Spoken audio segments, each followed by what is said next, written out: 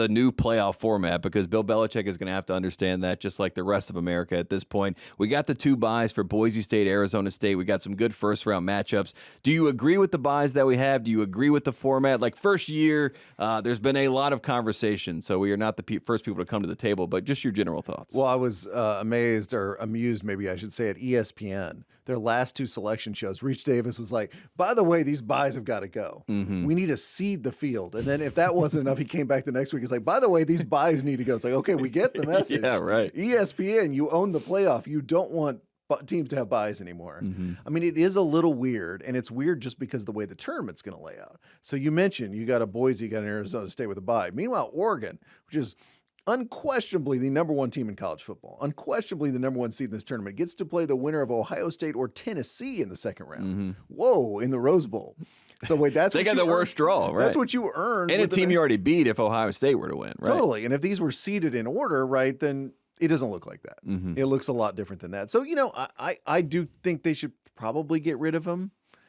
It is hard to just go to those other conferences. By the way, you win your conference, your prize is, well, you're in the tournament. You don't have a bye in the tournament, but you're in the tournament. But I kind of think that's where I would go. And I say this as a fan of the number 3 team in the country who doesn't get a bye. And let's talk about that team because Texas taking on Clemson. They're favored in this game, minus 11.5. So obviously a big number. Clemson in the ACC, not very respected by many in the media as we saw throughout this process, but they do get 2 teams in. And as far as, who you're going to match up with the ACC, Clemson would probably be the toughest team as far as the talent, the culture, the program, all this sort of stuff. So going into this game, how do you feel about your Longhorns? First of all, amazing Texas high school football state championship game rematch between Quinn Ewers and Cade Club. Oh, wow. Look at that. They played each other in the state championship game. I love that. And Cade Club Friday Night Lights. Yeah, so there's Quinn's got to get one back on that. It's funny because the dynamics here are different than anything we've seen in bowl games. You remember you'd have a Texas-like, we had a great season, but we lost our conference championship game against a kind of Clemson team that was a little bit lower in the polls. Right. And the top team would have nothing to play for. And they would often lose that game because they would come in kind of a little bit unprepared and a little bit down, and maybe some of their players had already gone to the pros. That's not the case anymore. So I just want to know what the mentality here is. I feel pretty good about Texas because I think they're a really good team, and they also have a great defense that really balled out against Georgia, despite them not getting that game done in the end, winning that game in the end.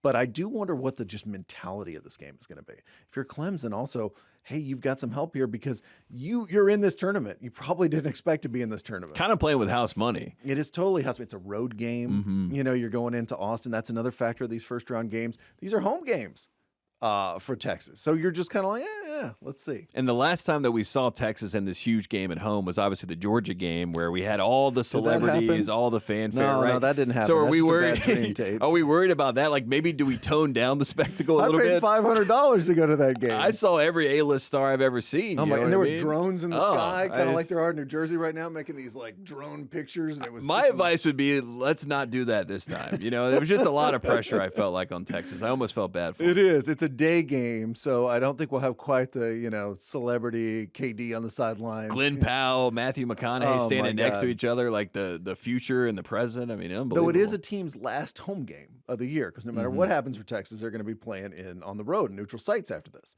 So there is, I don't know, there may be you want to get the boys back for one more time. Let's do it. And shout out to Dabo. Very excited for him to meet Matthew McConaughey. Maybe he can be a little bit shell shocked by I see good things happen to Dabo for a change. Yeah, maybe that'll be good. We're gonna take a quick break. When we come back, we got more with Brian Curtis. We'll be right back.